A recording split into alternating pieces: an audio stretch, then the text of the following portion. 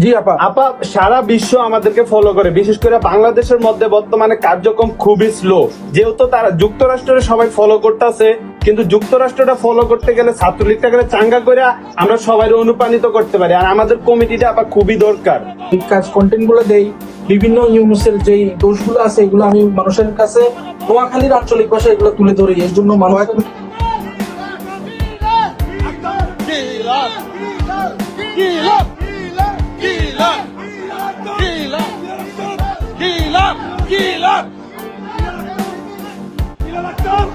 যুক্তরাষ্ট্রের একটি বিমানবন্দরে নেমে ব্যাপক বিশৃঙ্খলার মুখে পড়লেন নোবেল বিজয়ী ডক্টর মোহাম্মদ ইউনূস ও এনসিপি নেতৃবৃন্দ। তাদের আগমনকে ঘিরে আওয়ামী লীগের বিপুল সংখ্যক নেতাকর্মী বিমানবন্দরে অবস্থান নেয়। চোখের পলকে পরিস্থিতি উত্তপ্ত হয়ে ওঠে। আওয়ামী লীগের পক্ষ থেকে নানান রকম বাধা সৃষ্টি করা হয় এবং হামলার চেষ্টারও অভিযোগ উঠেছে। উপস্থিতি নেতৃবৃন্দের উদ্দেশ্যে ব্যবহার করা হয় নানা ধরনের অশালীন ও অভদ্র ভাষা।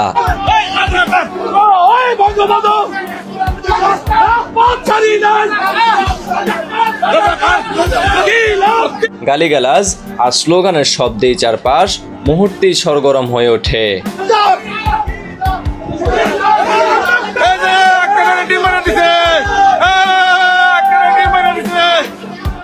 অন্যদিকে ডক্টর ইউনূস ও এনসিপি নেতৃবৃন্দ সমর্থকরা চেষ্টা করেন পরিস্থিতি সামাল দিতে, তবে দুই পক্ষের কথা কাটাকাটিতে পরিস্থিতি আরও খারাপ হয়ে ওঠে। এমন সময় আমেরিকার পুলিশ সেখানে এসে হস্তক্ষেপ করে।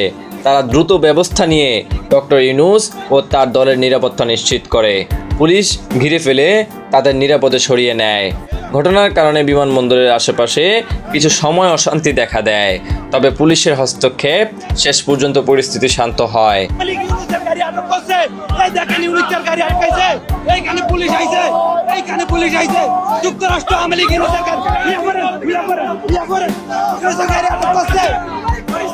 এদিকে এই ঘটনাকে ঘিরে ব্যাপক আলোচনা ও সমালোচনা শুরু হয়েছে রাজনৈতিক অঙ্গনে।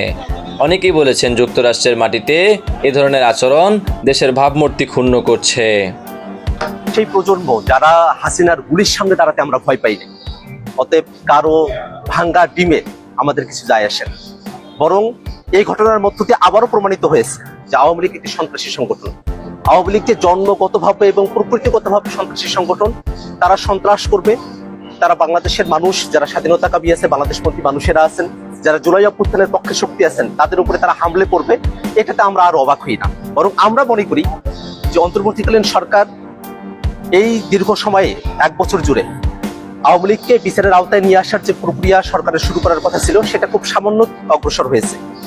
আওয়ামী লীগের যেসব সন্ত্রাসীরা বাংলাদেশ থেকে পালিয়ে এসেছে, তারা বিদেশের বিভিন্ন জায়গায় তারা এখনো সন্ত্রাসের শখ করছে।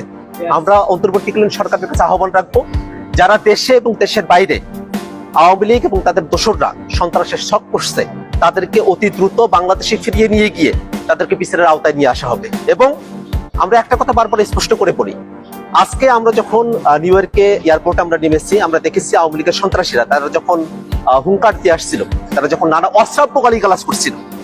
আপনারা জানেন যে আমাদের যুগ্ম সদস্য সচিব তাসিম যারা আপু, তিনি আমাদের সঙ্গে এসেছেন, তাকে উদ্দেশ্য করে নানা ধরনের অশ্রাব্য গালিগালাজ করা হয়েছে, আমাদের উদ্দেশ্য করে অশ্রাব্য গালিগালাজ করা হয়েছে। আমরা মনে করি এটাই আওয়ামী লীগের চরিত্র।